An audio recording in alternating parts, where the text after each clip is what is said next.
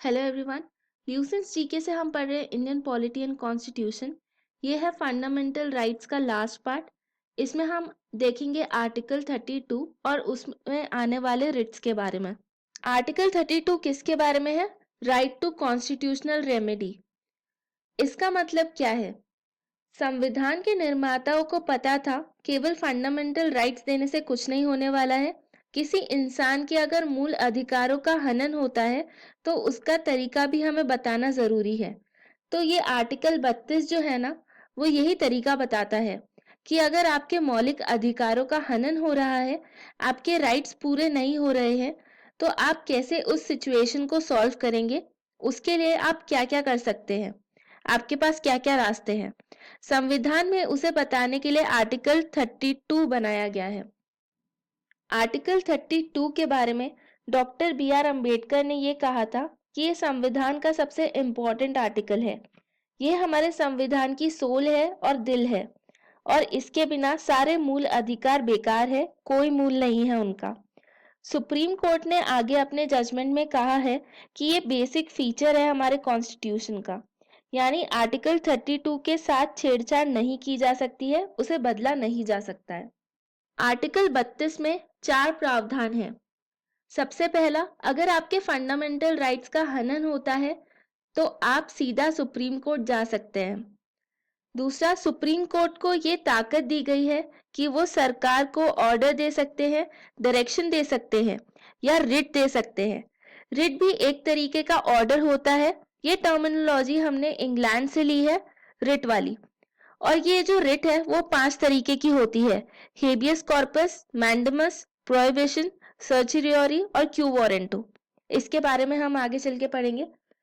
फिर तीसरा प्रावधान यह है कि पार्लियामेंट किसी अन्य कोर्ट को भी ये पावर दे सकती है रिट या डायरेक्शन इशू करने का। और चौथा प्रावधान, right to move to supreme court shall not be suspended except in case of national emergency. सबसे पहले हम जानते हैं रिट का अर्थ क्या है। तो ये एक स्पेशल तरह का ऑर्डर है जो एक एडमिनिस्ट्रेटिव बॉडी या जुडिशियल बॉडी दे सकती है, जहां तक उनका कार्य क्षेत्र है उसमें। भारत में सुप्रीम कोर्ट के पावर दिया गया है कि वो आर्टिकल 2 के तहत रिट इशू कर सकते हैं, और हाई कोर्ट को रिट इशू करने का पावर दिया गया है आर्टिकल 226 के तहत।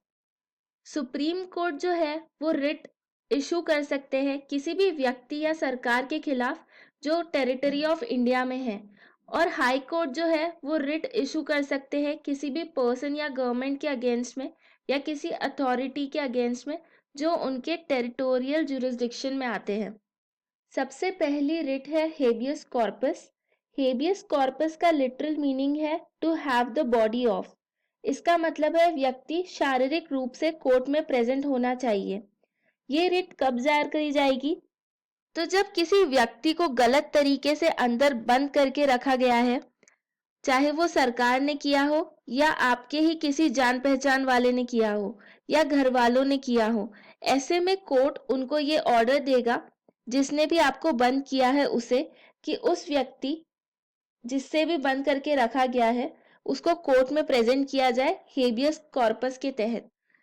जैसे कई बार आपने सुना होगा, ऐसे बहुत केस आते हैं कि पुलिस किसी को उठाकर ले गई पूछताछ के लिए, उसका नाम कहीं पर दर्ज नहीं है, डिटेंशन के कागज नहीं है, कहीं पर भी ऑन पेपर रिकॉर्ड भी नहीं है उसका। ऐसे में वो लोग हेबियस कॉर्पस की रिट दायर कर सकते हैं पुलिस के खिलाफ। पुलिस को उस व्यक्ति को कोर्ट में प्रेजेंट करना पड़ेगा। फिर कुछ केसेस ऐसे भी हैं जहां हेबियस कॉर्पस इशू नहीं की जाती है। जैसे अगर किसी को लॉफुल डिटेंशन के केस में, यानी कानूनन तरीके से जेल में रखा गया है वहां पर, या फिर कंटेम्प्ट ऑफ कोर्ट और विधानसभा के सदस्यों पर कोई टिप्पणी कर दी है उस केस में, या अगर detention is by a competent court, यानी कोर्ट ने आपको सजा दे दी जेल जाने की, तो वहां पर जाकर आप ये नहीं कह सकते कि आपको इलीगली यहाँ पर रखा गया है, यहाँ पे मैं हेबियस कॉर्पस की रिट इशू करवाना चाहूंगा। जी नहीं, वहां पर आपको सजा मिली है, कोर्ट ने आपको सजा दी है। या फिर हो रहा है detention is outside the jurisdiction of court. अगर कोई खाप पंचायत आपको ये कह दे कि इन दोनों को आप घर में बंद करके रखिए, नजरबंद कर दीजिए, तो वो इलीगल है। तो वो लोग वहां हेबियस कॉर्पस दायर कर सकते हैं। जनरली ऐसे केसेस में आप देखेंगे जहां पर कोई दो व्यक्ति शादी करना चाहते हैं और उनके माँ बाप उनके खिलाफ होते हैं, तो इस तरीके के केसेस में हेबियस कॉर्पस की रिट दायर की जाती है, अगर उन्हें जबरदस्ती बंद करके रखा जा रहा है वहां पर। नेक्स्ट रिट है मैंडेमस। इसका क्या मतलब होता है? इसका लिटरल मीनिंग है अ कमांड, हम आदेश देते हैं।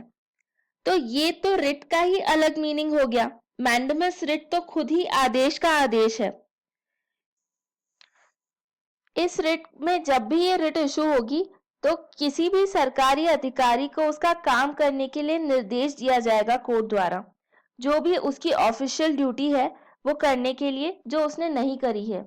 याद रखना, मैंडेमस केवल सरकारी ऑफिशियल या सरकारी लोगों पर ही हो सकती है जो सरकार की सेवा में है, प्राइवेट इंडिविजुअल्स पर नहीं होती है। हेबियस कॉर्पस किसके लिए है?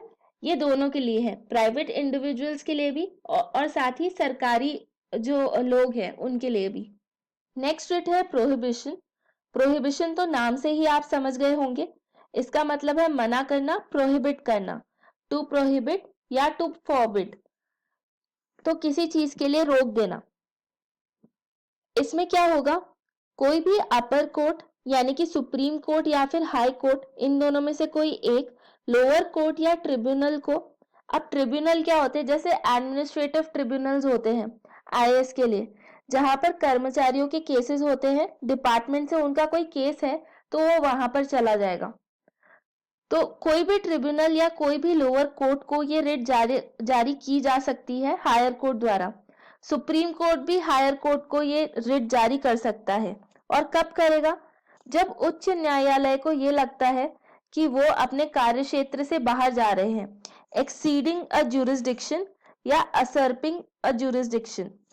यानी सोचो सुप्रीम कोर्ट का कोई क्षेत्र है और वहां पर हाई कोर्ट उस पर जजमेंट देने लग गया, तो सुप्रीम कोर्ट प्रोहिबिट कर सकती है, यानी कि प्रोहिबिट की जो रिट है उसको जारी करा जा सकता है कि supreme court prohibits you from deciding on this case.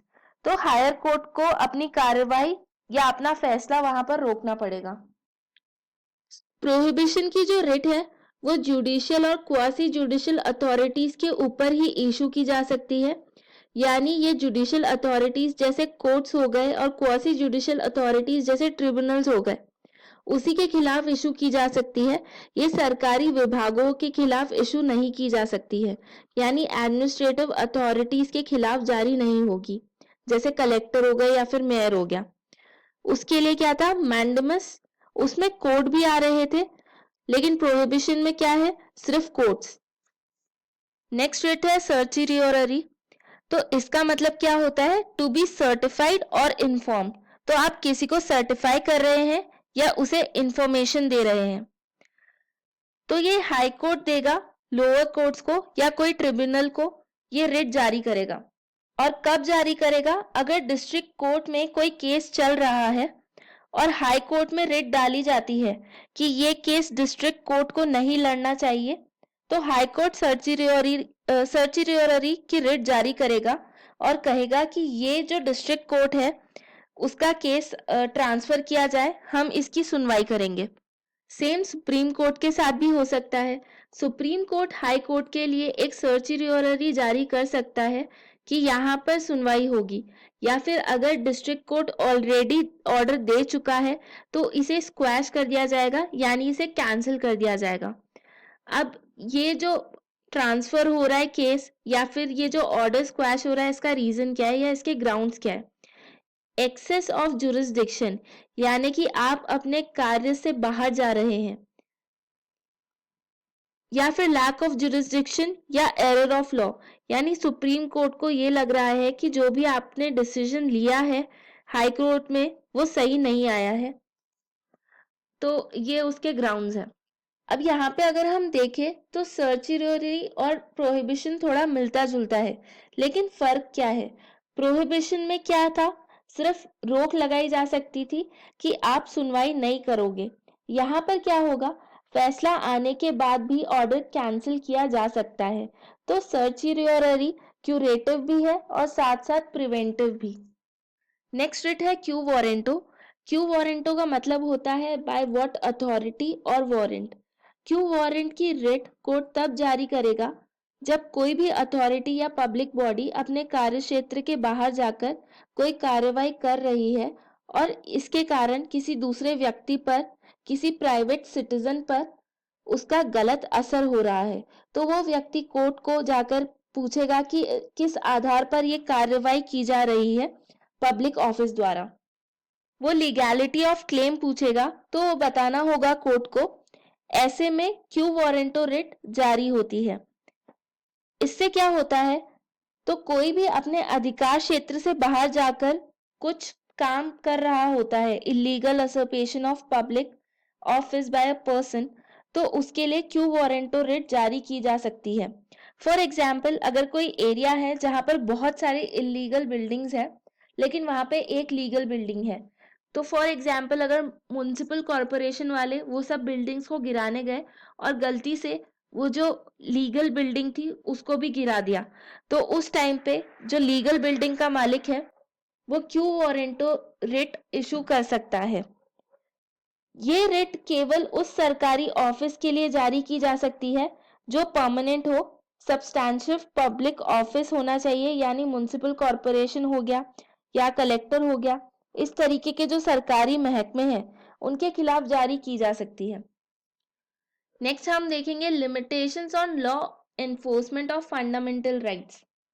इसमें सबसे पहले आता है आर्टिकल 33। इसके तहत संसद को ये पावर है कि वो आर्म फोर्सेस यानी army, navy, air force, paramilitary forces, police forces, intelligence agencies जैसे आईबी हो गया, रॉ हो गया, या कोई भी अन्य एजेंसी है जो देश की सेवा में लगी है, उनके मूल अधिकारों को कम कर सकती है, रिस्ट्रिक्ट कर सकती है या पूरी तरीके से खत्म भी कर सकती है।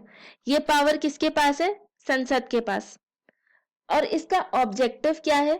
इसका कारण ये है कि अगर उन्हें अपनी ड्यूटी को अच्छे से परफॉर्म करना है तो कुछ अधिकार उनसे लेने जरूरी है ताकि डिसिप्लिन बना रहे और जो ड्यूटी है वो अच्छे से की जा सके। नेक्स्ट है आर्टिकल 34। आर्टिकल 34 मार्शल लॉ के बारे में बात करता है। तो पहले तो हम ये समझते हैं कि मार्शल लॉ क्या है। इसका सीधा सीधा मतलब है मिलिट्री का राज। इसमें जो डे टू डे एडमिनिस्ट्रेशन के काम है, जो प्रशासन का काम है, वो काम मिलिट्री अपने हाथों में ले लेती है। तो कहते हैं कि मार्शल लॉ लागू है। ये बहुत ही एक्स्ट्राऑर्डिनरी सर्कमस्टेंसेस में लगाया जाता है और इंडिया में मार्शल लॉ बहुत ही कम लगाया गया है, और लगता भी है तो वो बहुत ही छोटे से एरिया में लगता है। फॉर एग्जाम्पल सोचो, पाकिस्तान ने इंडिया पर हमला कर दिया, तब बॉर्डर के जो कुछ डिस्ट्रिक्ट्स हैं उन पर मार्शल लॉ लगेगा। तो कोई लड़ाई हो गई, हमला हो गया, बगावत हो गई, या कोई बहुत बड़ी लेवल पे दंगे छिड़ गए, तो ऐसे में मार्शल लॉ लगाया जाता है। आर्टिकल 34 बोलता है कि जब भी मार्शल लॉ लगेगा तब मूल अधिकार कम करे जा सकते हैं, और ऐसे समय में जब मार्शल लॉ लागू है तब पार्लियामेंट के पास ये अधिकार है कि अगर किसी गवर्नमेंट सर्वेंट ने अगर ऐसा कोई काम किया है जो आमतौर पर कानूनन जुर्म होता है, ऐसे में उसे माफ करने का भी अधिकार सांसद को दिया गया है। Thank you. होप आपको ये लेक्चर पसंद आया हो। अगर आपके कोई भी क्वेश्चंस हो तो आप नीचे कमेंट सेक्शन में लिख के बता सकते हैं। और अगर आपको ये लेक्चर पसंद आया तो प्लीज़ इसको लाइक करें, शेयर करें और सब्सक्राइब करें। Thank you.